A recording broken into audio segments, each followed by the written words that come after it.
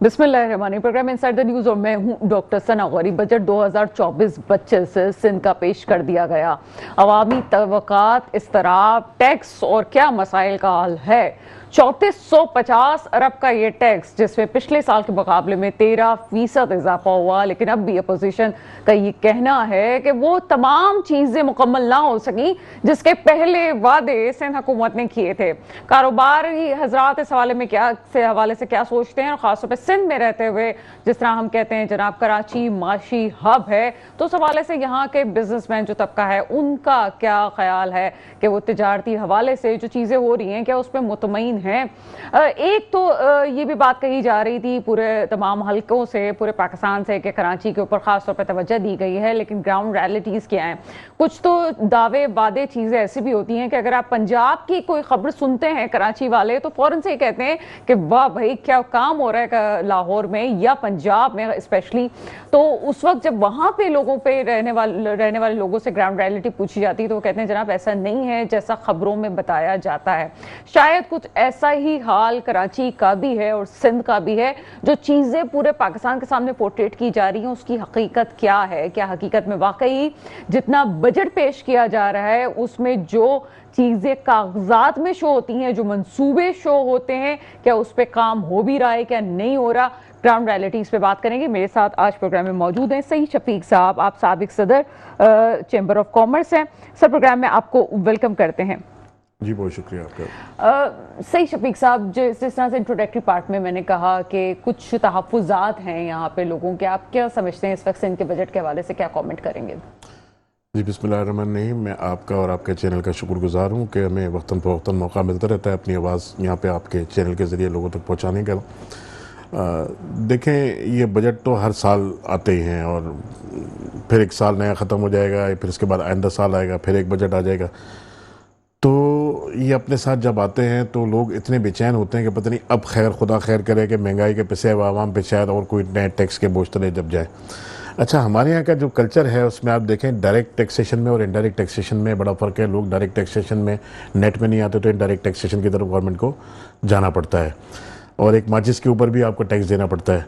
लोग उसका एहसास नहीं करते। जो एक आम आदमी माचिस इस्तेमाल कर रहा है उसे नहीं पता कि वो 2 रुपये की माचिस खरीदे तो उसमें 50% टैक्स भी वो साथ में अदा कर रहा है।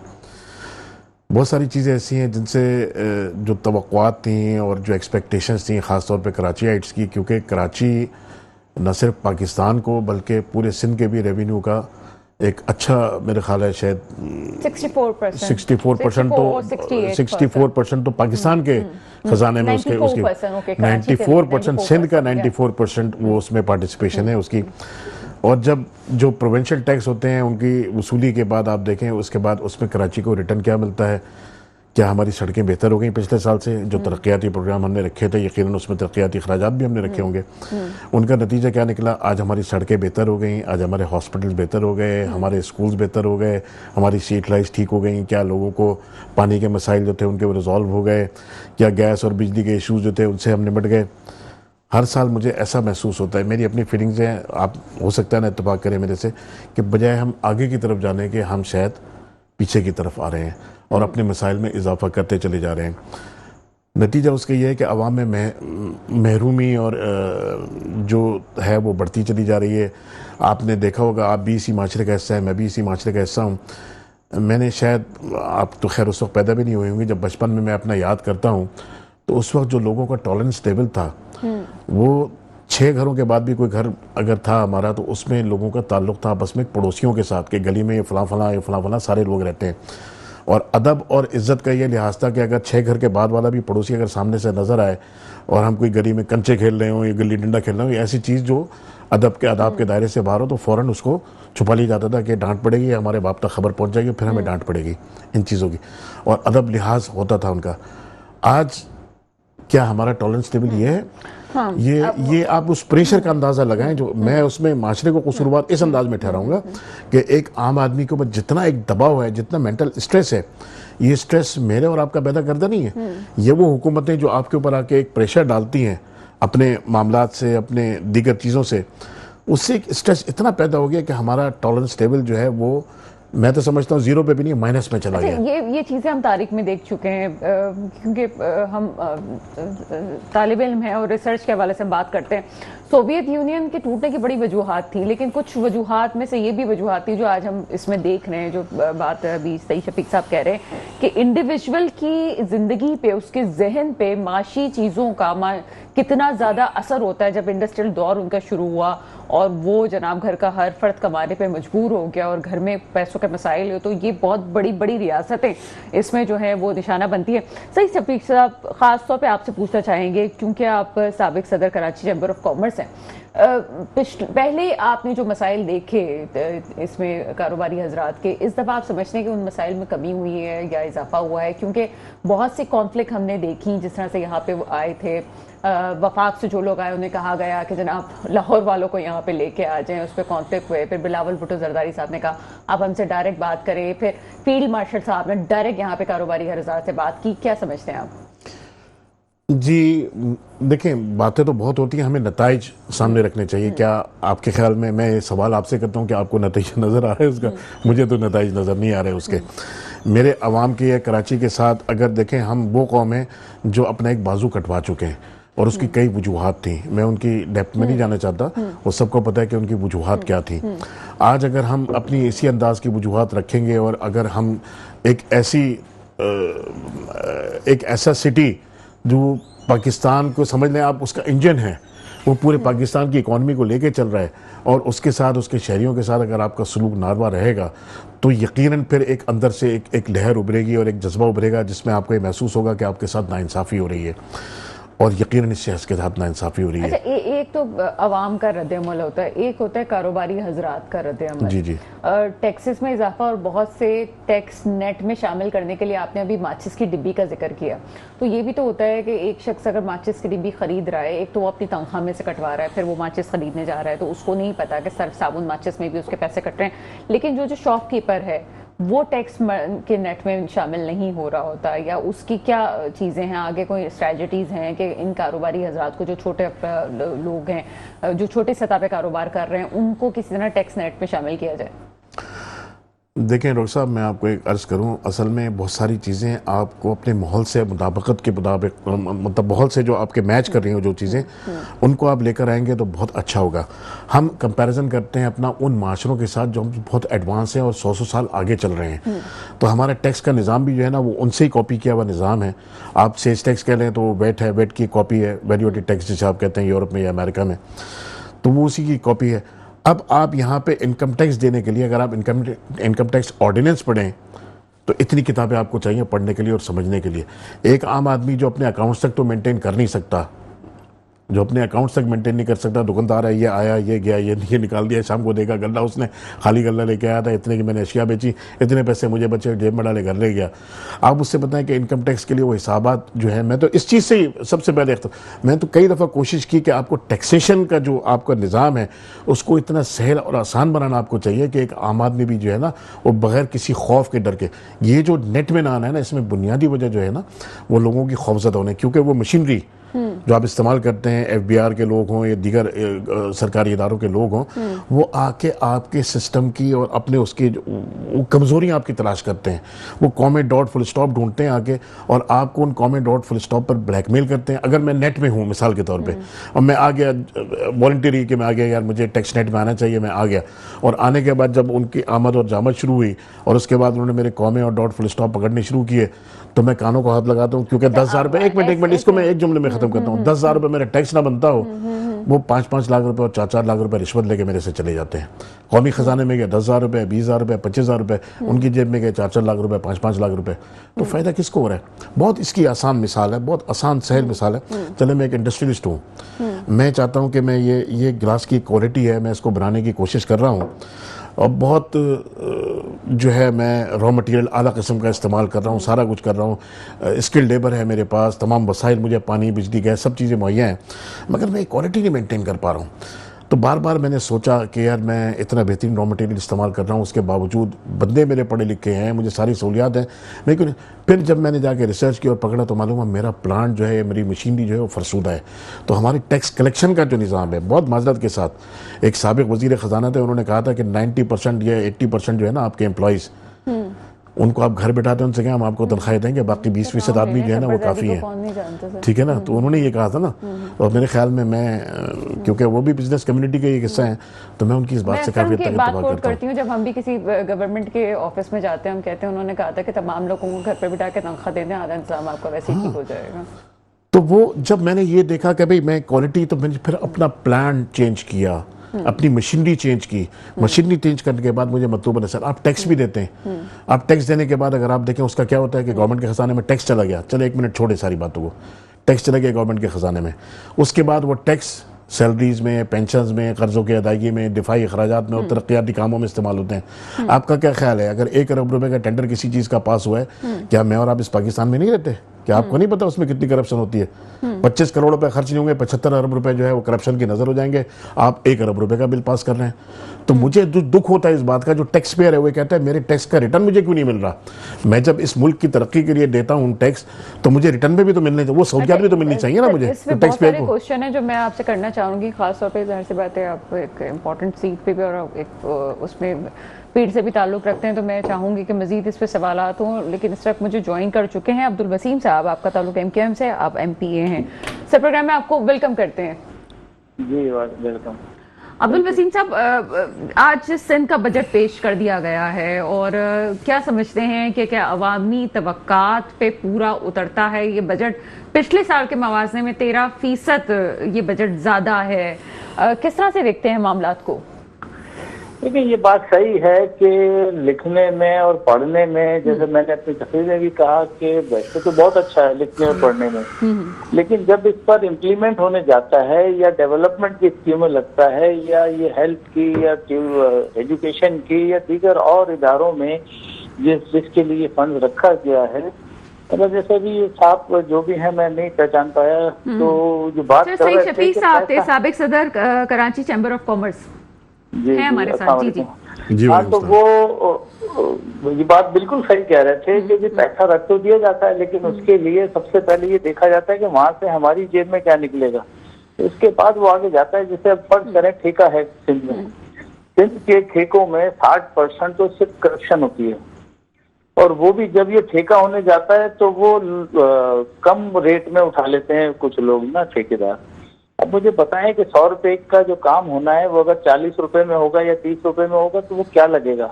तो इसलिए ये बदनामी सिंध गवर्नमेंट अपने सर लिए बैठी है, और जो लोग खा रहे हैं वो सबको बताए कौन लोग खा रहे हैं, आवाम भी जानती है, लोग भी जानते हैं। लेकिन बेहसी ये है कि जी अगर आप कोर्ट भी जाएं तो वहां से भी फैसले नहीं होते, वहां पर भी जो है इसको बहुत तब्दील कर दिया जाता है, यहाँ तक कि मतलब चीफ जस्टिस या चीफ जो है सुप्रीम कोर्ट के या हाई कोर्ट के, तो उन्होंने रेड मारी, सामने जो है वो शराब निकली और उसे शहद बना दिया गया।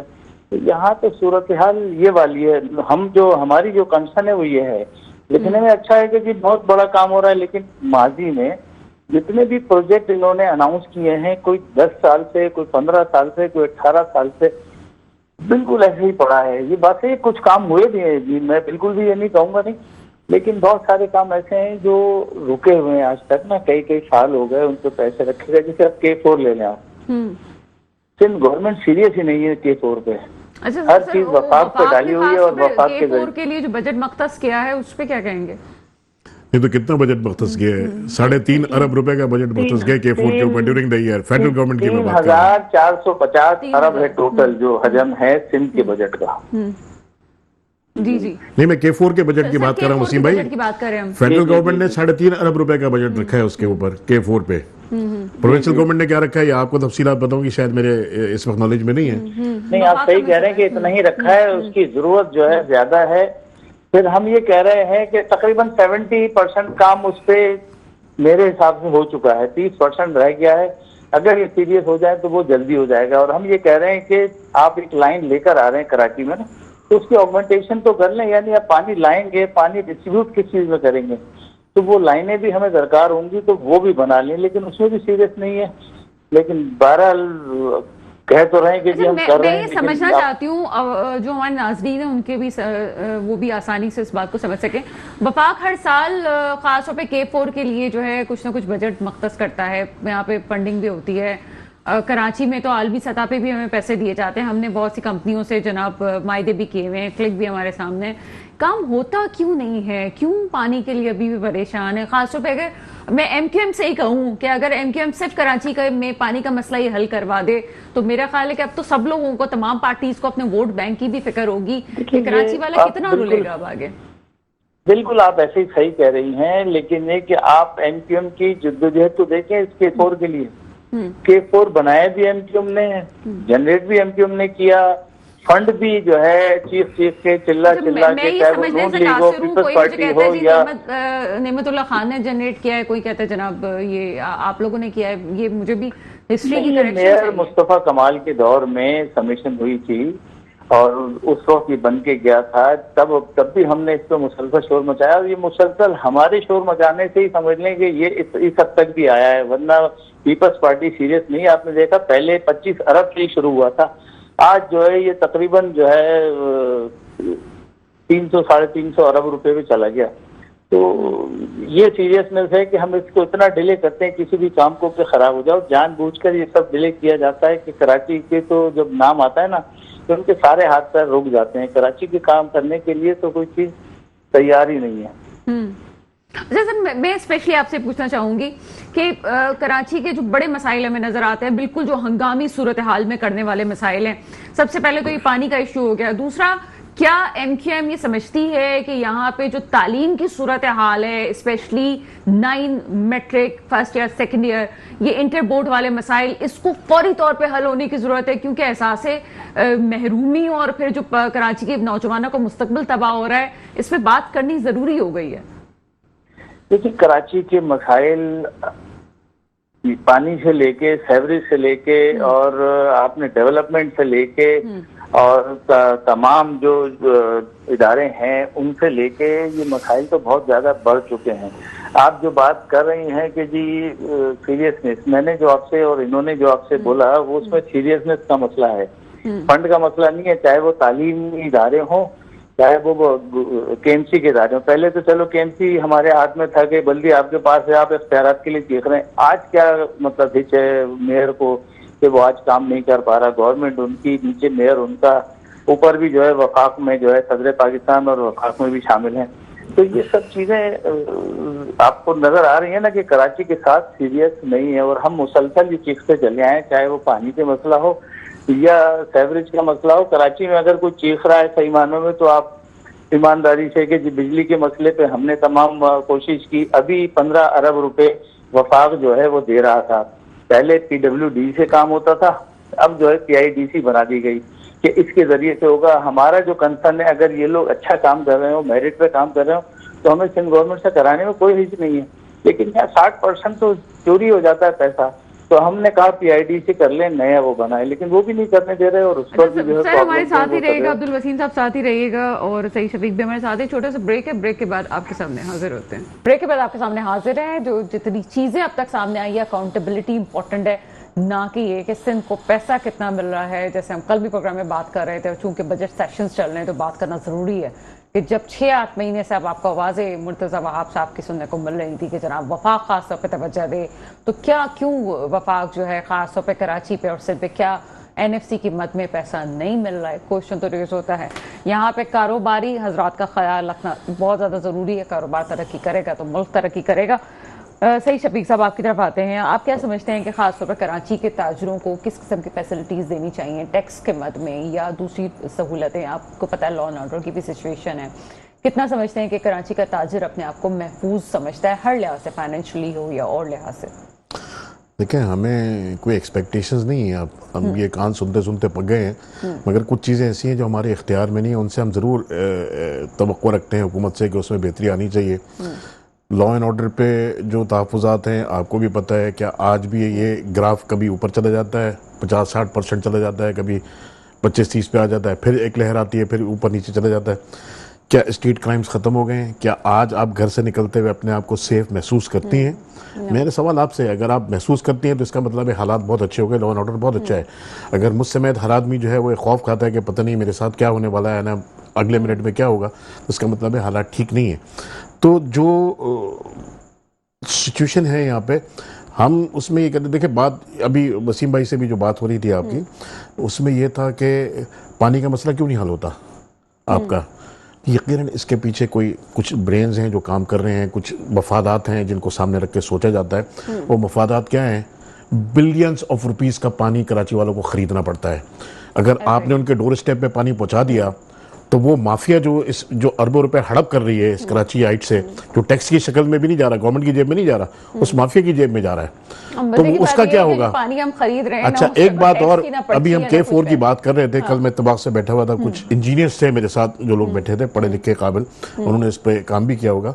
तो उन्होंने मुझे एक हैरतअंगेज बात ये बताई, हो सकता है वसीम भाई भी सुन रहे हो तो इससे इत्तेफाक करें, कि K4 अगर कंप्लीट भी हो गया, आप उस कैनाल में पानी भी ले आए वहां तक, तो 182 अरब रुपए मजीद आपको चाहिए अपने डिस्ट्रीब्यूशन नेटवर्क को बेहतर करने के लिए। क्योंकि वो पानी आप जब पुरानी फरसुदा लाइनों में डालेंगे, जो वैसी लीकेज है, हर 4 दिन बाद तो पुरानी पाइपलाइन घरों वाली फट जाती है। तो आपने देखा होगा कभी यूनिवर्सिटी रोड में फटती है, कभी का तो प्लान नहीं है इनके पास, ये तो हमारे तो वो नहीं, आप उससे पानी ले भी आए आगे, तो आगे आप क्या करेंगे?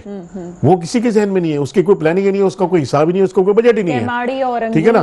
तो अभी मुझे तो कम से कम अपनी जिंदगी में महसूस नहीं होता कि मैं K4 से आया हुआ पानी जो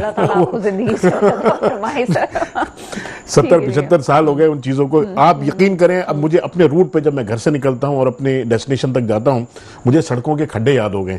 4-4, 5-5 साल पुराने खड्डे हैं, उनको आज तक किसी ने ये नहीं किया कि किसी ने खुदाई करके अगर लाइन ली हो वहां से तो उन खड्डों को प्रॉपर भर के और उसकी रिपेयरिंग मेंटेनेंस हो जाए, आज तक नहीं की। तो हमारी सिटी गवर्नमेंट क्या कर रही है, क्या डिलीवर कर रही है? एम्प्रेस मार्केट में जाके 129 स्टॉल आपने मीट मर्चेंट के बना दिए, क्या वो बहुत बड़ी कामयाबी है? आई एम सॉरी टू से।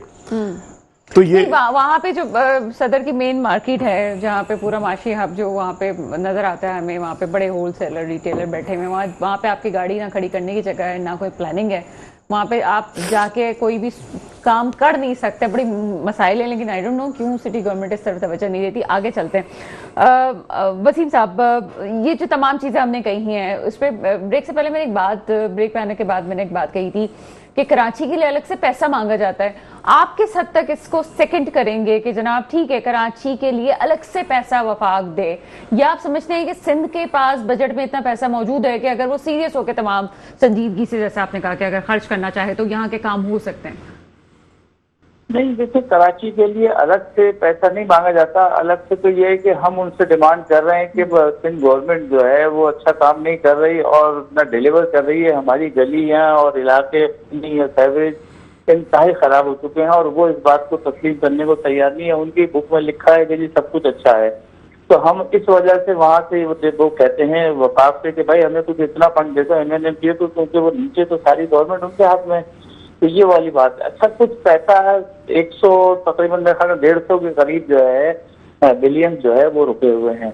तो वो ठीक है, हम भी कहेंगे कि वफाक को देना चाहिए, जो चीज तय है वो देनी चाहिए, लेकिन जो आ गया पैसा उसके लिए भी तो कुछ करे ना। जो आ गया पैसा और जो आपने डिस्ट्रीब्यूट कर दिया इदारों में, वहाँ काम तो हो।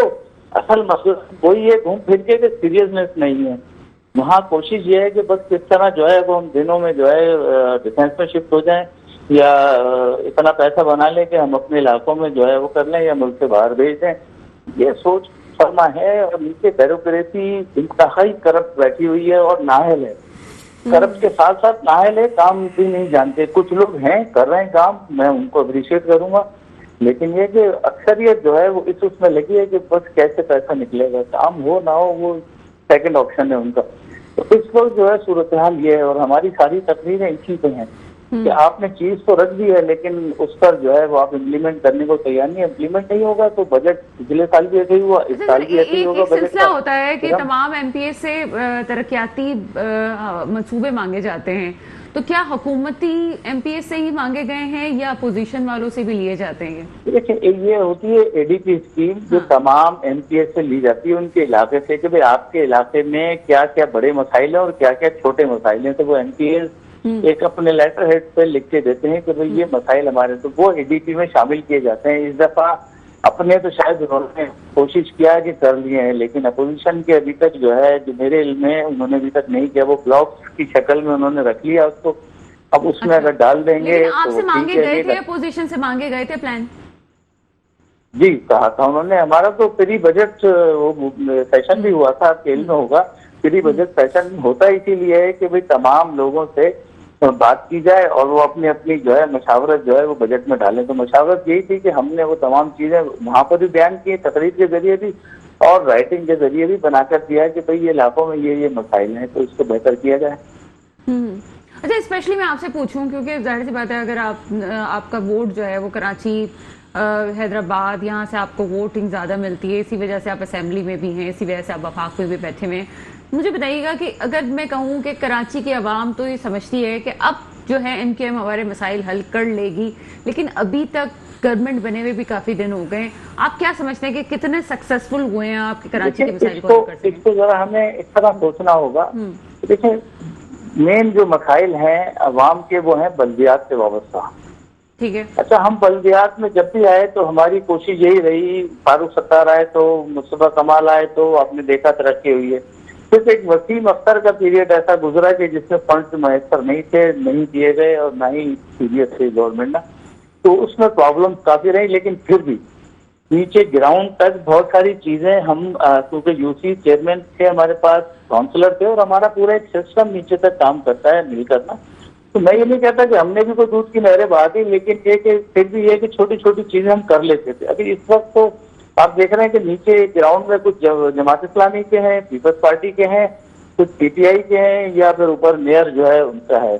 तो वो सीरियस ही नहीं है काम करने के लिए। लोग जाते हैं तो वो उनको एंटरटेन ही नहीं करते कि जी हमारा काम नहीं है। जमात इस्लामी भी काम नहीं कर रही है? नहीं, बिल्कुल नहीं कर रही है। जमात इस्लामी काम कर रही होती है तो बहुत सारे इलाके उनके पास हैं। 34 UC उनके पास इस वक्त है, जहाँ तक मेरे पास इंफॉर्मेशन है।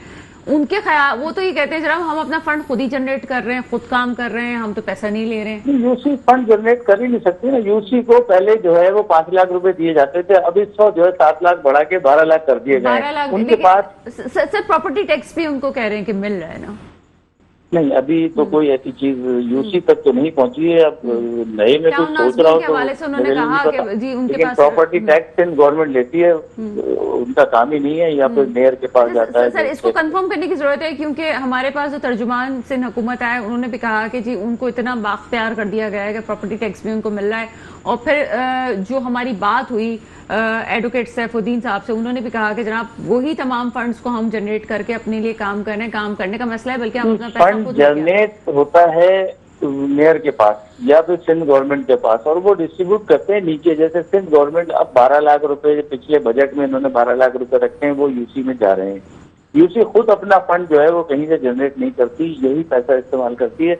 हाँ, कुछ पैसे जैसे अब इंतकाल हो गया, पैदाइश के सर्टिफिकेट हैं, इसमें थोड़ा बहुत कमाते हैं, लेकिन वो भी करप्शन की नजर हो जाता है बेहिसाब। ठीक है, ठीक है, एक छोटा सा ब्रेक लेते हैं। ब्रेक के बाद मजीद पहलू है उसको उजागर करना जरूरी है, हमारे साथ ही रहिएगा।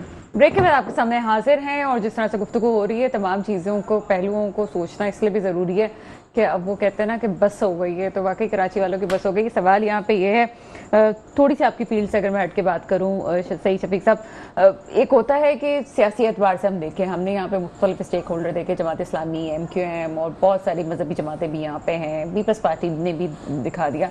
लेकिन प्रॉब्लम यह है कि क्या आप समझते हैं कि इन तमाम कारकर्दगी के बावजूद आगे भी वोट का सिस्टम ऐसे ही रहेगा? क्या इन जमातों को इस बात से कोई कर्ज नहीं है कि जी अब कराची वाले वोट किस तरह से किसी को देंगे, जो हालात इस वक्त चल रहे हैं?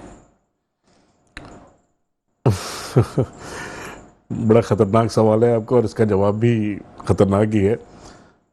क्या आप जिसको वोट देकर आते हैं वो इलेक्ट हो जाता है? यहाँ तो आप वोट किसको देके आते हैं, नतीजा किसी और के हक में निकलता है। ऑनेस्टली स्पीकिंग, माजरत के साथ बात यह है कि कराची को माफियाज ने जकड़ लिया है। एक छोटी सी मिसाल, थोड़ा सा अगर अदलिया के ऊपर मैं बात करूं तो उनको भी बुरा नहीं मानना चाहिए इस चीज़ का। हमारे एक साबिक चीफ जस्टिस ने एक्शन लिया, एक नसरत टावर नाम की एक बिल्डिंग थी, उसे डिमोलिश करा दिया गया कि गैर कानूनी है, ये है वो है, सारा कुछ ठीक है, हो सकता है गैर कानूनी है, मगर उसमें रहता कौन था? फ्लैट में कौन रहता है? Middle class, lower middle class. कोई अरबपति खरबपति आदमी तो वहाँ नहीं रहता ना। डिमोलिश हो गई, उन बेचारों के घर बर्बाद हो गए, सब पता नहीं कहाँ कहाँ इधर उधर बिखर गए, किस तरह उन्होंने अपने जमा पूंजी लेके और किस तरह फ्लैट खरीदे होंगे। अब सवाल ये पैदा होता है, और ये सवाल सिर्फ मेरे जहन में नहीं है, ये हर उस आदमी के जहन में जिसके सामने ये नतीजा आया।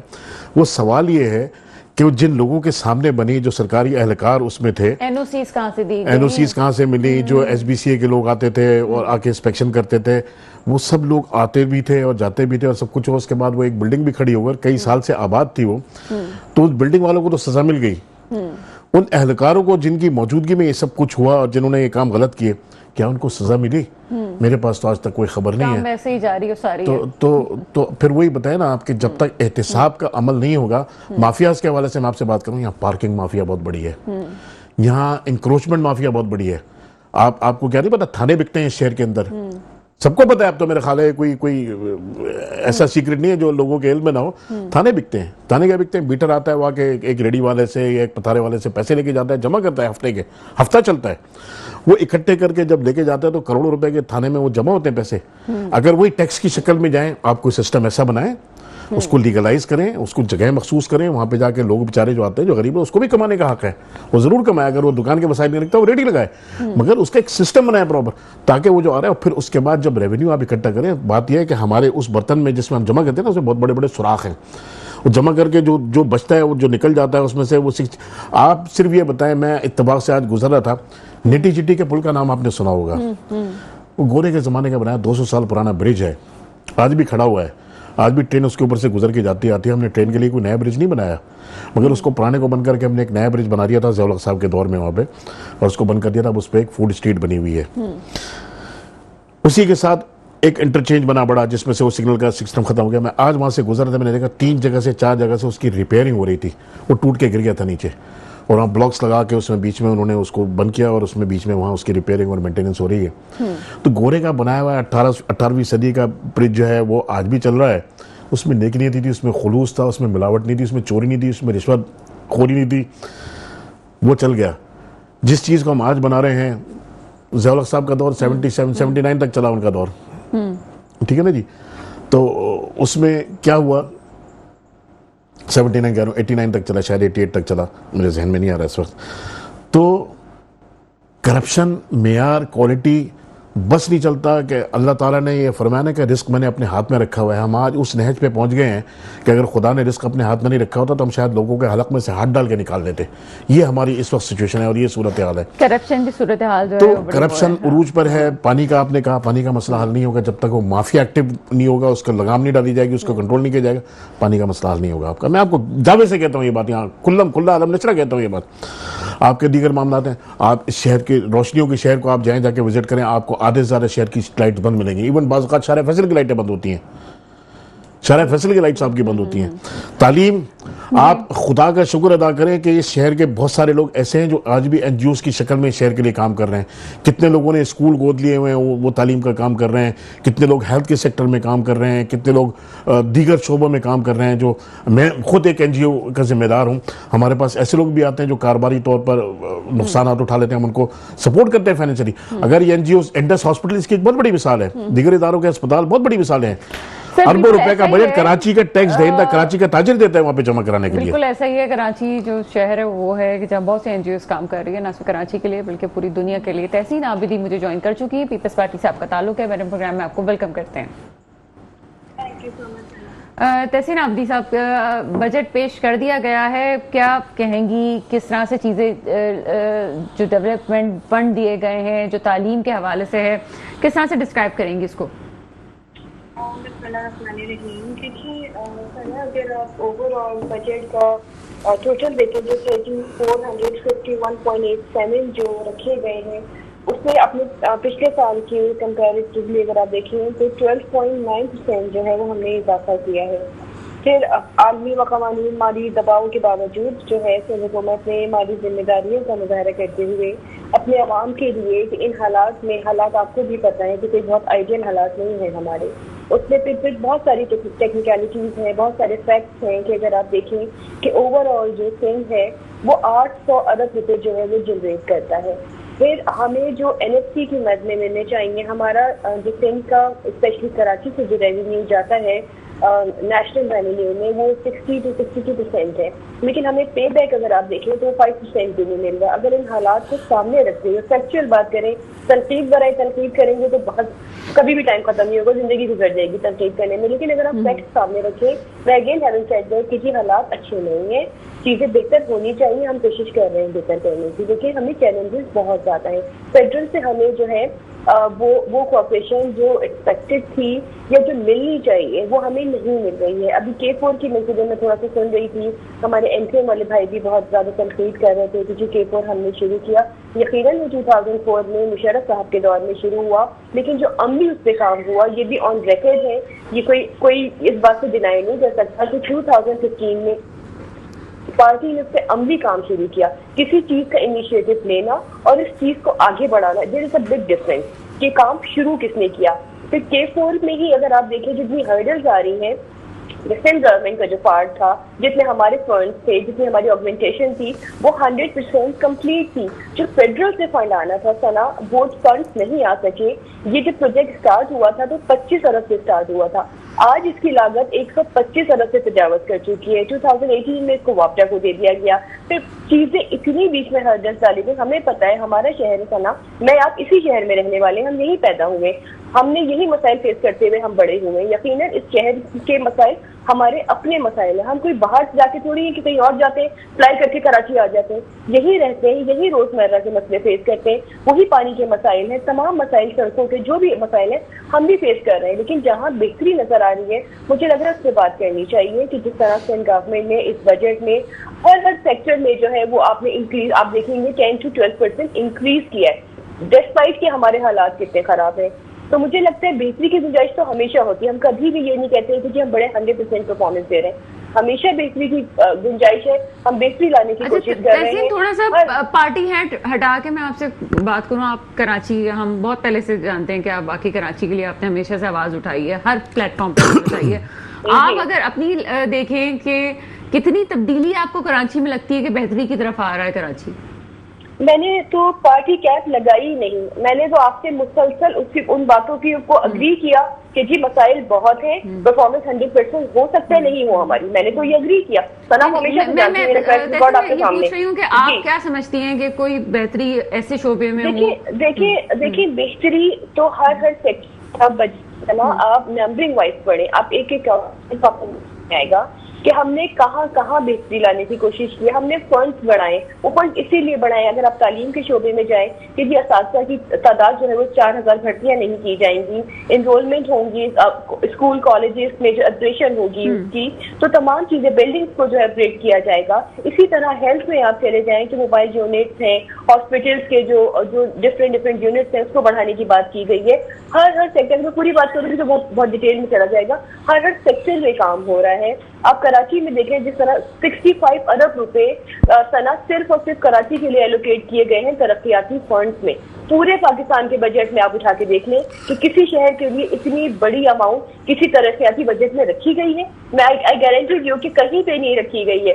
फिर मोटरवेज की बात होती है, वो अगेन मैं बात करूंगी कि फेडरल से चीजें रुक रही हैं, सिंध गवर्नमेंट के पहले ही आपके सामने हालात हैं कि जनरेशन कितनी है, एनएसपी से कितना आना है, कितना शॉर्टेज है, हमें पे बैक नहीं मिल रहा जो हम जनरेट करके दे रहे हैं। उसके बावजूद अगर हम इन तमाम चीजों पे बेहतरी ला रहे हैं, हम रोड्स बना रहे हैं, हमने नई स्कीम्स बनाई है, 65 अरब रुपए कराची की तरक्याती बजट में रखा है, तो यकीनन वो बजट यही यूटिलाइज होना है, यहीं पे सड़कें बनेगी, यहीं का इंफ्रास्ट्रक्चर बेहतर होगा, यहीं के दूसरे जो डिफरेंट हेल्थ में रखें, एजुकेशन में रखें, तमाम चीजों में इंशाल्लाह बेहतरी आएगी। और आप नहीं समझती सना कि पिछले टेन्योर से अब तक, स्पेशली जब से लोकल गवर्नमेंट के हाथ में आया है, कि आप कोई शहर में बेहतरी नजर नहीं आ रही है? अगर आप भी एक न्यूट्रल कैप लगा के देखें, क्या कराची जो रौनक खत्म हो गई थी, जो बिल्कुल वीरान हो गया था, क्या दोबारा से कुछ अरबनियों का शहर नहीं बन गया? क्या यहाँ पे इंटरनेशनल इवेंट्स वापस नहीं आए? क्या यहाँ पे इंटरनेशनल क्रिकेट वापस नहीं आई?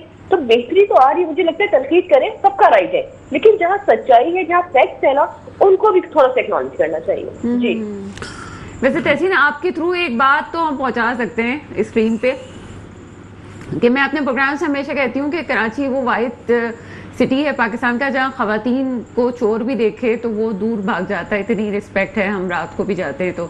लेकिन कुछ हालात जो है कुछ अरसे से काफ़ी इस हवाले से भी ख़राब हो चुके हैं कि डकैती की वारदातें बहुत ज़्यादा हो चुकी हैं। तो एक खातून की हैसियत से भी, और मुझे पता है कि आप एक इम्पॉर्टेंट आवाज़ रखती हैं, तो इस हवाले से देखना चाहिए कि पुलिस की कारकर्दगी और यहाँ पे लॉ एंड ऑर्डर की सिचुएशन को खास तौर पे नोट करना ज़रूरी है। बिल्कुल सना, और आप देखें अगर ये फैक्ट्स आप, मैं फिर अगेन मैं क्योंकि फैक्ट्स पे बात करती हूँ, मैं कोई भी बात ऐसी नहीं करूंगी जो ऑन रिकॉर्ड नहीं हो कि मुझ पे बाद में कोई जो है वो क्लेम ना कर सके। आप अगर जनवरी, फरवरी या 2024 के नवंबर, दिसंबर के अगर फैक्ट्स देखें तो क्राइम रेट में कितने फीसद कमी आई है। आप देखें जो हादसा हो रहे थे, जो जंपर हादसा हो रहे थे जनवरी में, याद है मैंने आपको शो किया था, कितने ज्यादा जो है वो इंक्रीज हो चुके थे कि रोजाना 3-4 है वो हमारे शहर, उसमें कमी नहीं आई हमने। चले, आवाज का कुछ मसला मेरे ख्याल से आ रहा है, सिग्नल्स के इश्यूज आ रहे हैं। सही शफीक साहब आपकी तरफ आते हैं, कितना एग्री करेंगे तब तमाम चीज़ों पे जो अभी तहसीन आदमी साहब बात करें? मैडम सर एहतराम उनका, मगर सिर्फ रकम मुख्तस करने से नतीजा नहीं निकलता। ये चीज़ें हम आज 78 ईयर्स के होने जा रहे हैं, 77-78 साल हमें हो गए आज़ाद हुए हुए। क्या जो हम बुनियादी जो बेसिक नेसेसिटीज़ थी हमारी, जो बुनियादी इश्यूज थे, क्या आप और मैं, आप तो खैर नौजवान नस्ल को रिप्रेजेंट करती हैं, मैं अपनी उम्र के हिसाब से अगर देखूं तो जो मसाइल पहले थे उन मसाइल में हल में उनको हल नहीं किया गया, उनमें इजाफा ही होता रहा। तो आप कह रही हैं कि हमने इतनी रकम मुख्तस कर दी, बीबी वो सुराख भी तो बंद करें जहाँ से आप वो पैसा डालती हैं आप उन मनसूबों के लिए, और वो किसका काम है? वो सरकारी अधिकार, उनको वो करना, रोकना टोकना तो मेरा काम नहीं, हुकूमत का ही काम है। तो ये तो ऐसे ही है जैसे मस्जिद तो बना रही शब्बर में, ईमान की हरारत वालों ने मन अपना पुराना पापीदा बरसों में नमाजी बन न सका, तो फायदा क्या हुआ इन सब चीजों का? वो आदाद शुमार का गोरख धंधा है सिर्फ, जो आप कागज पे लाके रख दें। असल बात उस वक्त सामने जब आप डिलीवर करें, ये जो इतने बड़े बड़े इश्यूज हैं इनको रिजॉल्व करें तो हम समझेंगे हाँ you are in a position to deliver something. क्योंकि इख्तिताम की तरफ है, तहसीन आबदी साहिबा फाइनल नोट क्या देंगी? मुझे नहीं समझ में आ रहा कि ये कौन से शहर की बात कर रहे हैं, क्योंकि शहर के जो फैक्ट्स हैं, मैं तो फैक्ट्स पे बात कर रही हूँ। करने के लिए बड़ा जो लगता है शायद बीबी, मेरे रूट में जो 5 साल से खड्डे आते हैं ना, मेरी बात सुने, खड्डे आते हैं ना, वो खड्डे आज तक नहीं भरे गए। आप बड़े बड़े मंसूबों की बात कर रही हैं। नहीं नाराज नहीं हो, मैं तो आपकी बात पे कह रहा हूँ कि आपने किया क्या। मैं तो आपको कह रहा हूँ 5 साल से वो खड्डे नहीं भरे जो रोड पे हैं। मुझे अपने रूट पे जाते हुए वो खड्डे याद हो गए कि सड़क टूटी हुई कहाँ से। आपने सवाल किया तो जवाब देना चाहिए। जी मैं वही इनको थोड़ा सा इनको कोड ऑफ कंडक्ट अपनी बारी में बोला जाता है ना, इन्होंने हर बात गलत की, मैंने बहुत सुनने बहुत है, हमारी जिम्मेदारी है कि अगर तनकीद भी है तो हमें सुनना है, लेकिन जहाँ काम हो रहा है, जो रोड बन रहे हैं इंटरनेशनली, मैंने आपसे बात की कि आप चीजें देखें, ऑन रिकॉर्ड है कि किस तरह कराची में काम हो रहा है। अगर कराची इतना बुरा है, इतना तबाहाल है, खुदा न खास्ता मेरे मुंह में खास जैसे ये बयान कर रहे हैं, तो पूरे पाकिस्तान से लोग कराची में बेहतर जिंदगी के लिए क्यों आ रहे हैं? इलाज के लिए क्यों आ रहे हैं? रोजगार के लिए क्यों आ रहे हैं? तालीम के लिए क्यों आ रहे हैं? यकीनन यहाँ अपॉर्चुनिटीज हैं, यकीनन यहाँ ऐसे हालात बेहतर हुए हैं तो लोग आ रहे हैं। पहले हालात नहीं है कि सुबह कोई घर से निकले तो पता नहीं होता था वापस आएगा या नहीं आएगा। एक दिन में 100 लाशें उठ रहे थे। मतलब खुदाकश हमारी पता है कैसा ना मसला क्या, ये कौम बड़ी नाशुक्री कौम है।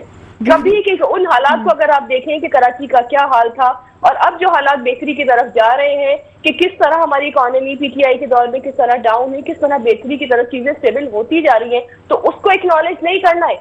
पुरानी बातें जो अब है भी नहीं, जिनका कुछ सवाल भी पैदा नहीं होता, भाई हमारे ही शहर है, मिल के काम करना है। ऐसा नहीं है कि जो है चंद लोग मजे कर रहे हैं और मतलब इतनी ज्यादा गलत बयानी कर रहे हैं साहब बैठ के मीडिया में बैठ के इतने झूठ बोल रहे हैं। मतलब मैं उम्र का लिहाज कर रही हूँ, नहीं मैं तो जो बोल रहा हूँ मुस्तकबिल की हिफाजत करें, नेशनल टीवी पे बैठ के इतना झूठ बोलना बड़ी गलत बात है।